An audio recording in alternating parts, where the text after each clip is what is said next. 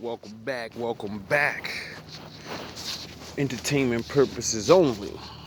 Found something nice for my wolves and my ninjas. We have a Shout out, problem, Obi-Wan. Batman. Gotham needs you again.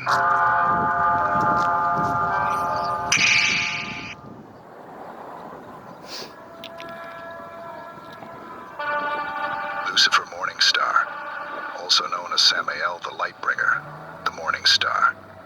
The devil, former ruler of hell, now a free agent walking the earth by choice.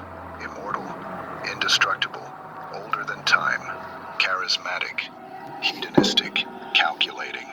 His face is charming, his voice persuasive. But behind the smile is the first rebel in creation, the architect of pride, the pioneer of disobedience. He doesn't just defy authority, he embodies the concept of defiance itself. And that makes him a threat beyond physical power, because he doesn't just fight systems, he destabilizes them. Slowly, elegantly, like a smile hiding sharpened teeth. He walks among humans not to rule, but to be seen, to feel, to indulge, but never mistake that for weakness. The devil doesn't need to conquer Earth to break it, he just needs to speak. He's convinced angels to question God. He's made mortals fall in love with damnation. His power is subtle, psychological, philosophical. And if he ever decides humanity deserves punishment, he won't use fire. He'll use truth, the kind that cracks people from the inside out, the kind that makes justice feel like cruelty. He doesn't burn bridges, he whispers until they collapse. Lucifer has performed acts that defy the very concept of physics. Stopped time, warped memory, commanded miracles. He's immune to conventional harm, bullets, blades, disease. None apply. He can see through lies, pierce psychological defense, and hold court with entities that make gods look small. He left hell not because he was exiled, but because he wanted to. That alone says more than any file I could pull. He is unbound, and that means the rules I live by don't hold him. He's contained by one thing: interest. As long as he's entertained, engaged, and emotionally distracted, he behaves. That's not control. That's delay. When he grows bored of wine, women, and solving murders, he'll look up at the stars and remember that once upon a time he ruled billions. And if the wrong person dies, if the wrong injustice goes unanswered, he'll take up the throne again. But this time, not in hell. Surveillance is symbolic more than practical. He allows observation when it amuses him, when it flatters him. Every camera, every bug, every satellite I've used, he's noticed. And he smiled. So I shifted strategy. Instead of watching him, I watch what changes around him. People near him become bolder, crueler, freer. That's the pattern. He infects not through command, but through suggestion. That's the trail I follow. The emotional damage. The moral cracks. When too many people start justifying their worst instincts with confidence, he's nearby. I've placed monitoring algorithms in law enforcement databases, mental health case files, confessional transcripts. Anywhere idealism turns to obsession, that's where he feeds. That's where he leans in. He won't strike with fire. He'll talk someone else into doing it, and they'll say it felt right. I don't plan to kill him. That's impossible. I plan to limit the fallout. His influence. I'm working on resonance disruptors tuned to his vocal frequency. Not to silence him, just to distort the impact of his words. Make truth feel cold instead of liberating. That won't stop him, but it might slow the rate at which others fall under his sway. I've also seeded the atmosphere in Gotham with chemical triggers keyed to emotional spike patterns. If someone feels too right, too justified, too unburdened too fast, the signal flags it. And I check for Lucifer's shadow nearby. What do you think, Alfred? I think if the devil truly walks among us, sir, then our task isn't to defeat him. It's wants to make sure we remain something he doesn't want to destroy. But you already know that. What you're really doing is planning for the day he stops pretending to care. Exactly. That's when everything changes. I've developed a metaphysical failsafe in partnership with allies who specialize in the supernatural. Zatanna, Constantine, even Etrigan, a circle of containment that doesn't trap Lucifer. It traps the world from him. If triggered, it cuts him off from human interaction. Emotional quarantine. No prayers, no devotion, no eyes. He feeds on meaning. Remove the audience, and he loses interest. The plan isn't to beat him, the plan is to bore him. If he resists, I initiate Protocol Hollow, not a fight, a simulation, an artificial version of Earth, constructed to hold his attention forever. Populated by synthetic souls, fabricated dilemmas, and endless moral puzzles. It will give him what he wants, a playground of complexity, a never-ending story. If we do it right, he'll never know it's fake, or if he does, he won't care. He'll stay inside because it's better than what we have to offer. If I fall, all records go live. Proof of his identity, his influence, his failures. Not to punish him, to remind him. To remind everyone that he isn't untouchable, that he's not just a story, that he's real, and real things have consequences, even God's. Lucifer Morningstar isn't fire and brimstone. He's the slow erosion of certainty. The voice that makes justice feel arrogant and doubt feel divine. He doesn't need to kill to win. He just needs you to agree with him once, and then you belong to him. Though I don't argue, I don't engage, I don't worship. I plan. Quietly, coldly. I'm English. Are you Spanish or English? English, why? We lost our way home, and our mom ditched us, and What? like she moved to a different house. We know the location. Our phone died, and we need like just $5 to go home. Like we just need the bus and then we're Can you spare us? I don't even have any money on me. You should go to this police station around the corner and ask them, because that's really serious. Like, you guys don't seem to, I don't know. I mean, we know the location. That's why you need to go to the police so they can take you there. Okay, come on, let's go.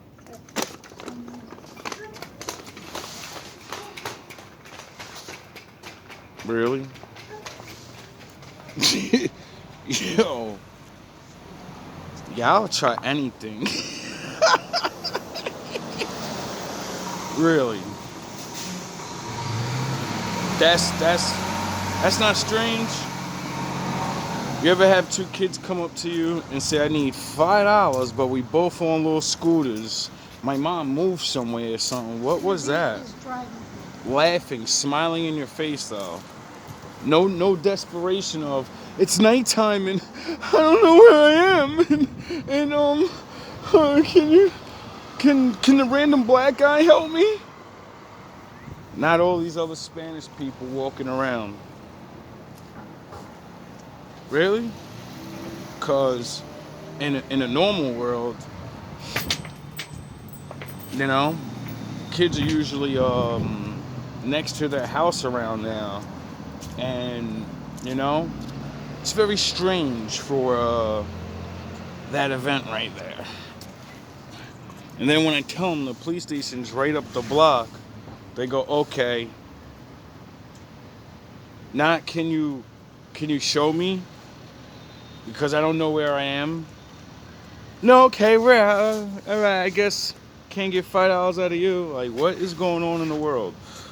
You know, what's really going on? Oh yeah, I forgot. Because even the devil underestimates the man who never stops preparing. Info. Oh yeah, I forgot. Arturo Gatti might be the death of Arturo Gatti. The death of Arturo Gatti might be one of the most suspicious in boxing history. I never believe it that he did that. Took his own life. Never. Gatti made a name for himself as an action-packed fighter. He was just a tough son of a bitch and the original blood and guts warrior. His trilogy with Mickey Ward is regarded as one of the best in the sport's history. Arturo Gatti refusing to go down as Mickey Ward pounds away. This is even more than you could dream of. Just imagine if you bought a ticket. Despite the brutal nature of their battles, the two emerged from the fights with a deep respect and admiration for each other. And as the result of 36 or 34 rounds, I should say, of literally trying to take each other apart with their fists, they became blood brothers, as close as two men could be. In addition to the WBC junior welterweight title, Gatti also held the IBF super featherweight crown. He had a professional record of 40-9 and was only 37 years old when he died. Tragically, he was found dead on July the 11th, 2009 by his wife, Amanda Rodriguez Gatti. I got a call from my friend. He says, yeah, his wife killed him. Amanda was arrested shortly afterward, but was later released when authorities determined that Gatti had hanged himself. Suicide is the leading cause of death in people with mild CTE. However, suspicions surrounding Amanda's involvement in his death were never fully put to rest. I believe that Mr. Gatti was murdered by strangulation. A team of experts, assembled by Gatti's long-term friend and manager, Pat Lynch, claimed that local police failed to properly investigate the circumstances of his death. There's nobody gonna tell me my friend killed himself. The team's findings suggest that the purse strap allegedly used by Gatti to hang himself was neither long enough to wrap around his 18-inch neck, nor strong enough to support his body weight. He never gave up as a fighter. He never gave up in a fight. So why would he give up on himself in life? Additionally, investigators claim police failed to test blood-stained towels left on the kitchen counter.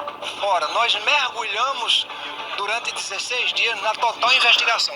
Por isso que nós chegamos a Is it worth being rich anymore? Or, you know, for regular people, because, you know, you don't got to be rich with somebody to want to get rid of you. When your attacker comes, scratch their fucking face. Scratch their body as much as you can.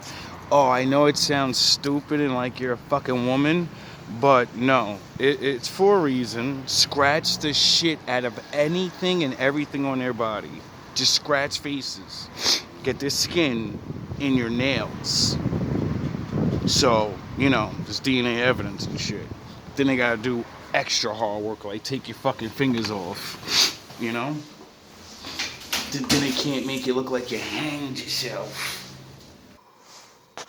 Durante 16 dias na total investigação. Por isso que nós chegamos a um completo esclarecimento dos fatos. While the experts hint that Amanda may have acted alone, their evidence suggests she likely had an accomplice. I would never do something like that.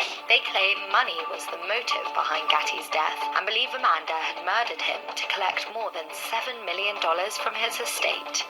Despite the ambiguity surrounding his death, it is Gatti's boxing legacy that lives on. And in the end, Now, I don't know particularly what happened on all the details to that story, but that's just a small clip of what I've already watched. And the story goes that that night or two before he dies, that he got into a fight with two cab drivers or two people that were in a cab or cabbies or some shit like that, right? Some type of shit happens and he ends up, you know, beating the living shit out of everybody because he's a professional fucking boxer, and these people had a problem with him, and then supposedly police get involved and whatever. He goes home, next thing you know, he's dangling in the closet or wherever. And that reminded me of, oh yeah, that's what it fucking... Does anybody remember the show Kung Fu with Kwai Chang Caine? That was that shit. And that show helped me become the Wolf Guard. So this actor has been seared into my mind. Carradine's death foul play. David Carradine. Pause David Carradine's death foul play. David Carradine. Pause David Carradine's death foul play. David Carradine was born on December 8, 1936, in Hollywood, California, into a family of actors. He rose to fame as Kwai Chang Caine in the 1970s TV series Kung Fu, blending martial arts with Eastern philosophy. Carradine's career spanned over 4 decades, featuring roles in more than 100 films, including Quentin Tarantino's Kill Bill series. In June 2009, while filming Stretch in Bangkok, Thailand, Carradine was found dead in his hotel room closet. He was 72. Autopsy reports indicated he died from asphyxiation, with evidence suggesting accidental autoerotic asphyxiation. No foul play was detected. If you enjoyed this video, that reminded me of him. It's the way he went out, at least to my recollection. As they said, he was exactly like that. That he was with a woman, and I guess he was into the hardcore play stuff, chokings and shit. And guess they went a little, he didn't say the safe word or something. And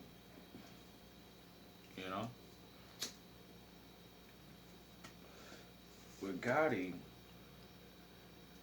they just said, I guess he hung himself. Like that guy said in the video. He was a strong person. He wasn't a quitter. So why would he quit in life when you're rich? Even if you're not rich. Some people go through so much in life that not quitting is their life. That's the whole point. To sound the horns. You made it this far. See, a man like me could never check out. That ever type thing happens to me, we all know.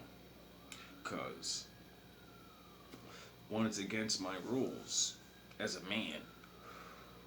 You never quit. You know what I mean? There's other people out there in worse conditions than you are, or have the same conditions, and they don't quit, so. Then, 2, sound the horns. My father, he says never do no shit like that. Puts a bad stain on you. It's kind of the mockery of him. I give you it, I give you your life, and then I take your life. I decide when you're fucking going upstairs. I decide when you go down, not you. People don't like that. Nobody likes the fact that daddy's the one pushing the buttons. See, I don't mind. So, anyway, is it really worth being rich? Sound no horns. I'm gonna end it with a little bit of, knowledge that we all know now. And speculated for years. A lot of actors and, they had to do things to be where they are. Things they don't want to do. And they're where they are, And that got opened up with the Me Too's and all of that.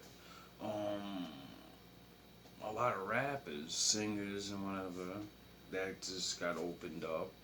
The Puffies and others that already before him and fell but didn't get publicly shamed.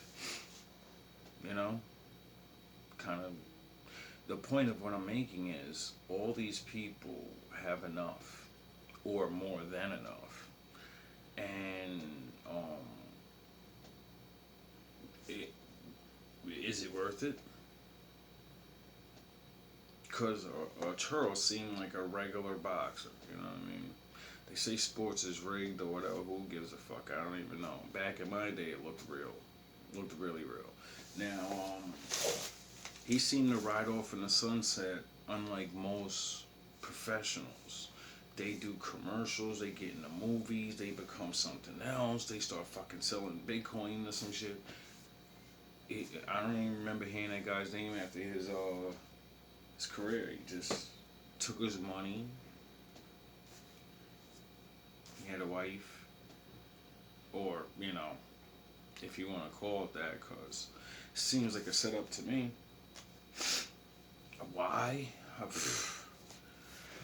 $7 million, it's a lot of money.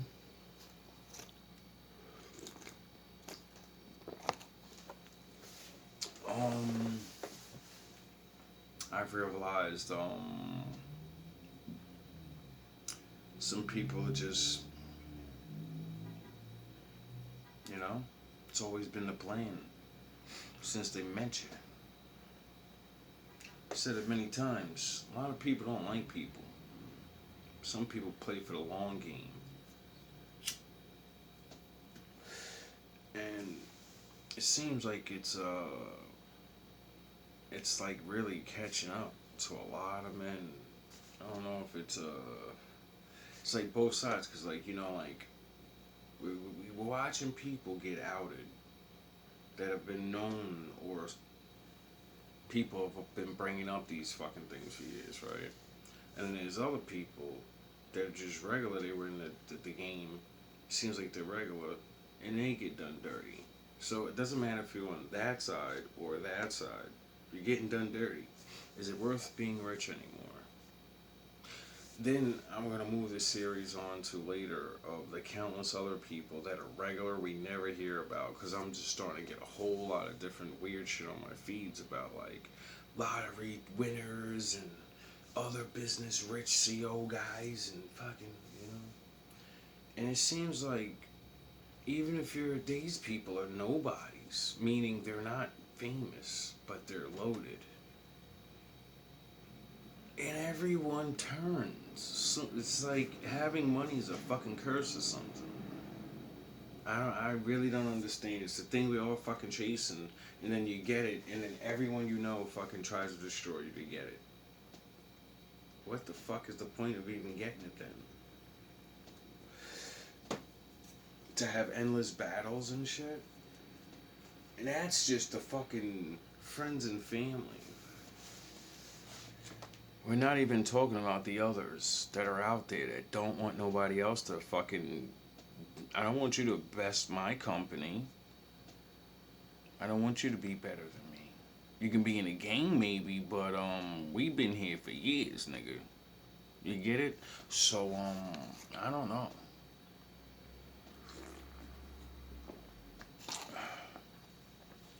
May God have mercy on who he chooses. And for the rest, may you use your smarts. And, try to get my father to help you. Because it seems like everybody's on a roller coaster ride now. So enjoy yourselves. I know I'm not. It's nice and quiet now, but quiet's not always good. Anyway, all love, all praise to the Most High. This fucking world.